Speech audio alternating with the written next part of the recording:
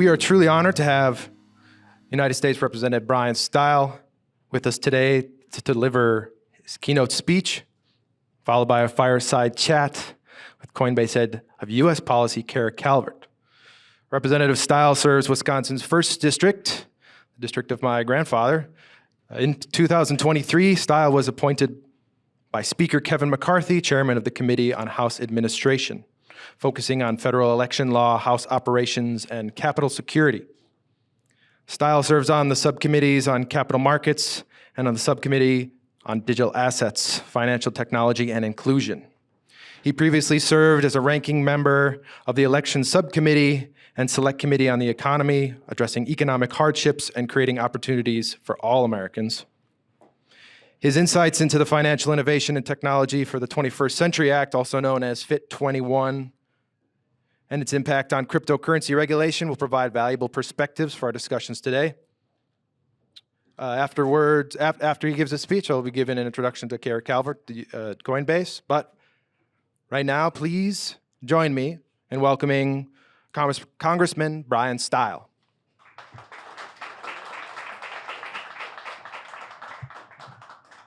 Thank you very much. Thanks for joining. For those not blessed to call Wisconsin home, welcome to Wisconsin.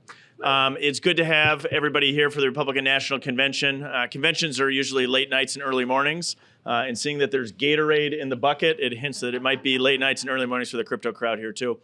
Let me stage set as to why are we looking at a federal regulatory aspect as it relates to crypto, right? Why shouldn't crypto just be completely left unattended by the federal government? And the answer to me to that is the federal government is already regulating crypto. The difference is whether or not you have a government framework in place to allow innovation and development here in the United States, or you allow the administrative state to do what they're currently doing, which is to produce, in effect, regulations, but through enforcement actions. When you allow the federal government to put forward regulations through enforcement action, you actually create a lot of uncertainty in the market, and you discourage development and innovation. And so as we look at the future of crypto, as we look at Web 3.0, and in the plumbing of that and the need for blockchain technology and for crypto to come into that space, as a policymaker, what I want to do is encourage that innovation and development to occur here in the United States of America, rather than allow that innovation to be stifled, but to simply actually allow that to be stifled and then ultimately moved offshore. That's not productive to the U.S. interest. And so if we step back and we think of other technological developments and we look at that interaction with government, I think it gives us a roadmap and a perspective of what we could do right as it relates to crypto and what the errors would be if the government went in the wrong direction. So let me give you 2 examples broadly in this space. I'm going to go all the way back into the 1970s for just a moment, and then we'll zip back up ahead. If you think of how humans think of new technology, we're really good at identifying the risks that new technology brings. We're not as good as a broader public about thinking about the opportunities that are presented when any new technology comes online. So go back into the 1970s, financial technology comes online, and somebody comes up with effectively a cash robot known as an ATM, or if you're from Wisconsin, a time machine. Somebody knows what I'm talking about. Take your money everywhere, which might have been a better acronym than ATM, but fair enough, we've agreed ATM is the answer.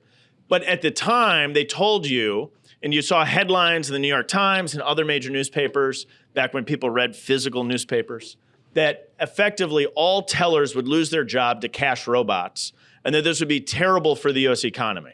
And at the time, right, you go into a bank and somebody would actually count out the cash, 5, 10, 15, 20, you count it back and they count it back to you. And this would be the process. And the teller could only make so much money because the value add that teller would provide was throttled by the work that they had to do.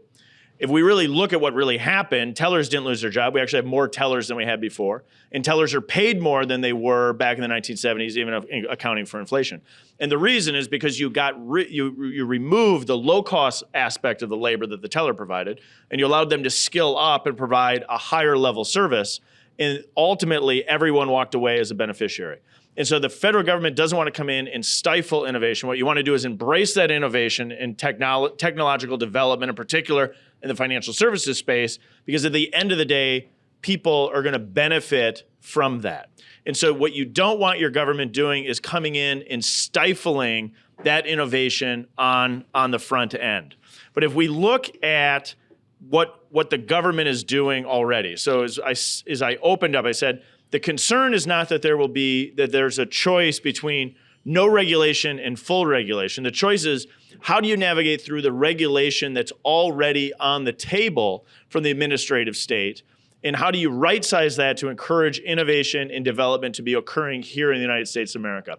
So if we think about what the Securities and Exchange Commission has been doing under Gensler, Gensler's been operating very aggressively to try to regulate the crypto space in general. So you could look at SOB 121, and they come in and they effectively say that if you're going to hold crypto, you're going to have that on balance sheet. And what that really means for people that understand bank capital standards is that financial institution has to have a capital reserve, making it effectively untenable to be able to hold these in custody. No other commodity would operate in that sense, but we're allowing currently the federal government to make these decisions on behalf rather than elected leaders. So what we need to do is instead take a proactive approach from a federal government standpoint and say, here are the guardrails in which you're able to operate under.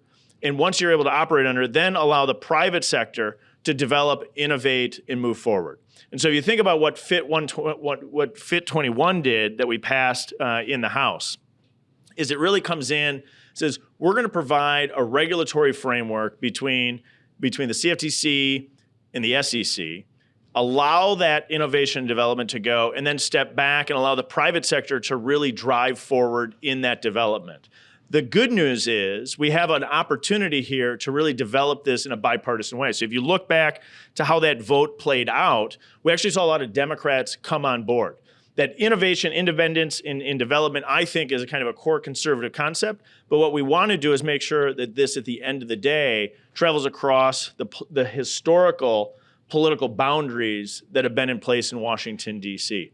And so if we step back, I'll give you one other example here because I think it's relevant and it was referenced. I serve on two key committees in the House. So I serve on the Financial Services Committee, which is kind of on the innovation and development side and the regulatory state of our federal government.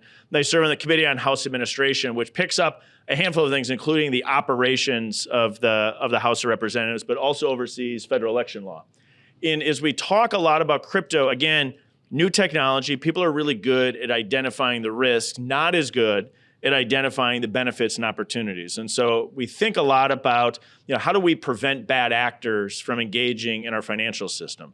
And so immediately you'll hear a lot of people leap to an incorrect logical conclusion that would say, okay, crypto, dark, scary, don't allow anyone to be able to utilize this because it could be a mechanism to use to fund terrorism or some other objective.